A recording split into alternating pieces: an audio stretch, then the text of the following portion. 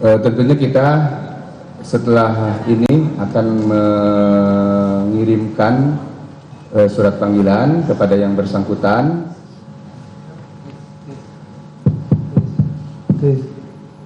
Izin Pak Kapolda, Pak Kapolda, Pak Dir, Pak Kasubdit, saya Adi Anugrahadi dari liputan6.com.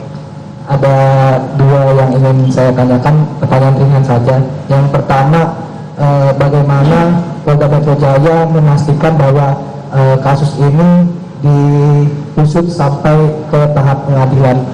Yang kedua, yang kita tahu bahwa jarak antara pengumuman yang dilakukan oleh Barreskrim Polri dengan yang disidik oleh Polda Metro Jaya itu kan ada kaitannya gitu loh. Pada saat Barreskrim Polri mengumumkan bahwa tidak ada unsur pidana di dalam laporan ada aliansi masyarakat itu, apa yang membuat kasus ini terbilang lama dalam proses penyidikan? Apakah itu kaitannya dengan unsur pasal yang disangkakan oleh Polda Metro Jaya terhadap para terlapor atau seperti apa gitu? Terima kasih.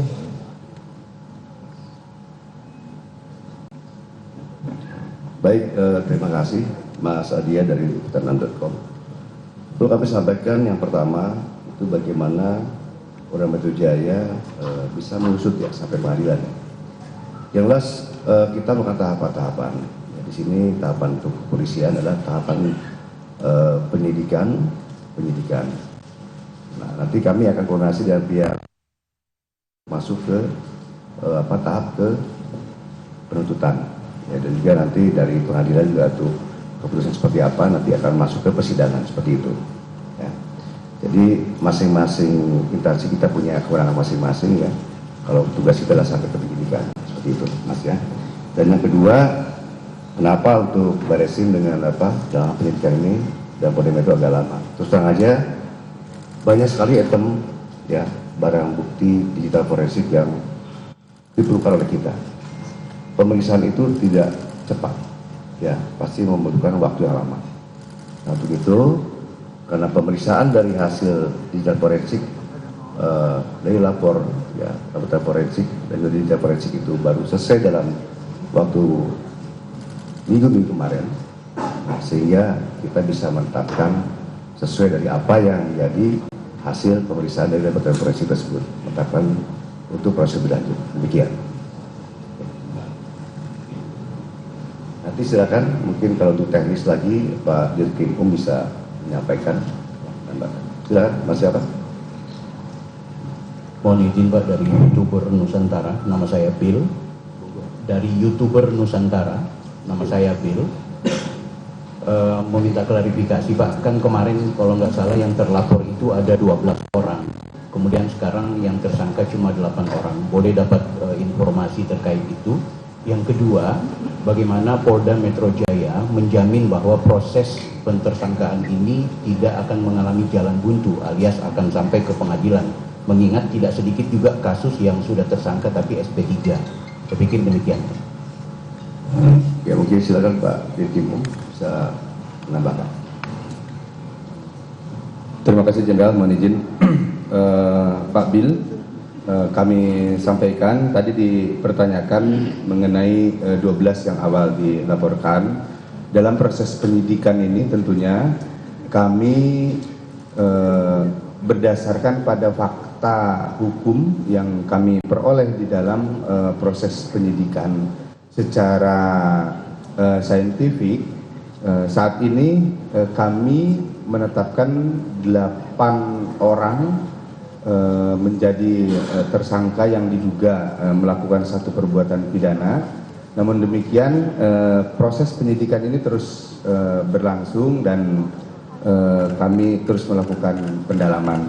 Kemudian berkaitan dengan bagaimana selanjutnya proses penyidikan ini berjalan, tentunya kami juga sebagai sebuah kesatuan bersama-sama dengan Jaksa Penuntut Umum dalam criminal justice system, kami terus melakukan koordinasi berkaitan dengan perkembangan penanganan perkara ini, ya tentunya dalam hal penuntutan juga ke depannya untuk dihadapkan di sidang peradilan sehingga bisa memberikan rasa keadilan bagi masyarakat Indonesia.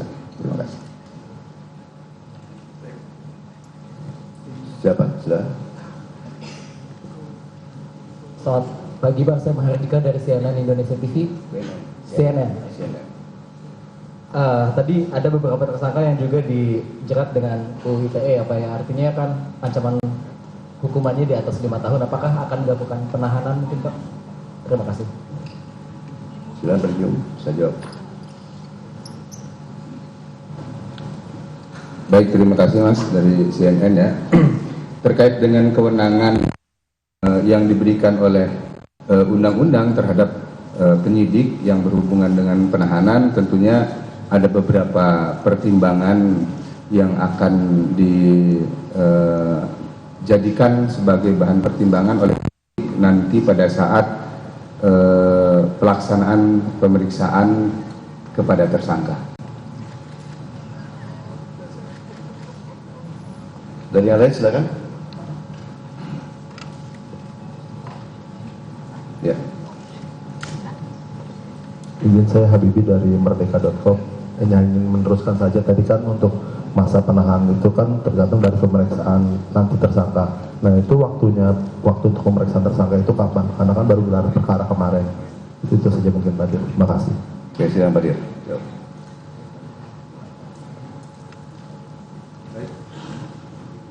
Terima kasih.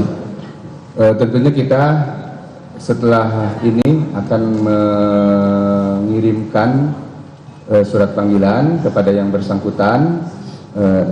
Kami berharap mudah-mudahan dari para tersangka bisa memenuhi panggilan kami, sehingga hak yang bersangkutan sebagai warga negara untuk menyampaikan klarifikasinya dalam bentuk berita acara itu dipenuhi juga oleh yang bersangkutan. Silakan satu lagi ya. Saya Carla dari Kompas TV, Pak, mau menanyakan, tadi kan disebutkan ada 2 klaster, yang klaster kedua ini, ya, Carla dari Kompas TV. Yang klaster kedua ini kan tadi disebutkan ada 3, dan yang klaster pertama ada 5 tersangka. Nah ini yang berdasarkan backgroundnya dibedakan 2 klaster ini, peran mereka lakukan sehingga dibedakan ada 2 klaster ini, kan untuk pasal-pasalnya juga ada yang sedikit berbeda, mungkin bisa dijelaskan lebih lanjut. Terima kasih. Baik, terima kasih Mbak Carla dari Kompas ya Pak. Tadi disampaikan oleh Pak Kapolda terkait dengan 2 klaster. Dalam hasil penyidikan kami yang diperoleh fakta dari hasil penyidikan tersebut, tentunya penentuan klaster adalah berdasarkan dari fakta penyidikan yang diperoleh oleh penyidik. Dan itu sesuai dengan apa yang dilakukan atau perbuatan hukum yang dilakukan oleh masing-masing tersangka, sehingga ini akan menentukan pertanggungjawaban hukum seperti apa yang harus dihadapi oleh tersangka. Jadi clustering itu didasarkan pada perbuatan yang telah dilakukannya. Baik ya rekan-rekan, saya rasa cukup ya. Itu yang dapat kami sampaikan. Ya. Itu saja yang dapat kami sampaikan ya. Terima kasih atas perhatiannya. Saya terima kasih. Wassalamualaikum warahmatullahi wabarakatuh.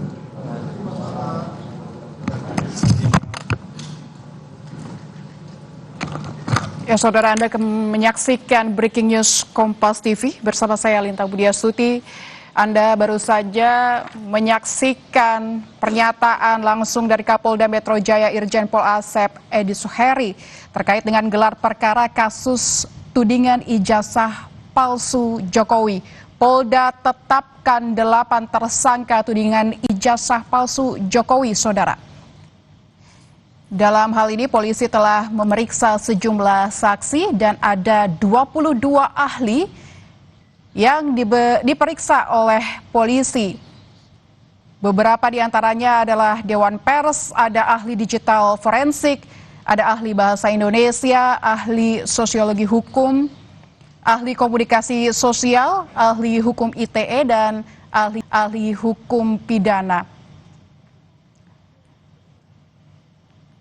Sebelumnya ada 12 terlapor terkait dengan kasus tudingan ijazah palsu Jokowi, namun polisi menetapkan 8 tersangka untuk tudingan kasus ijazah palsu Jokowi ini, saudara. Pemeriksaan dilakukan melalui fakta penyidikan berdasarkan peran masing-masing tersangka yang akan mendasari hukuman atau pertanggungjawabannya ke depan.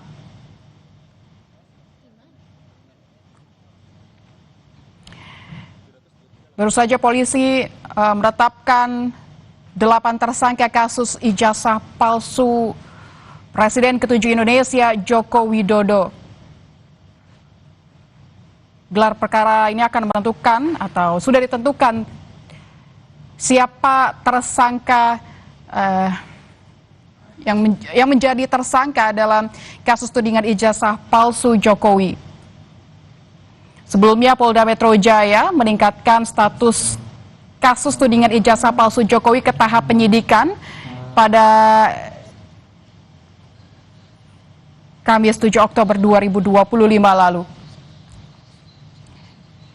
Demikian Breaking News Kompas TV, kami tutup, saudara. Sampai jumpa.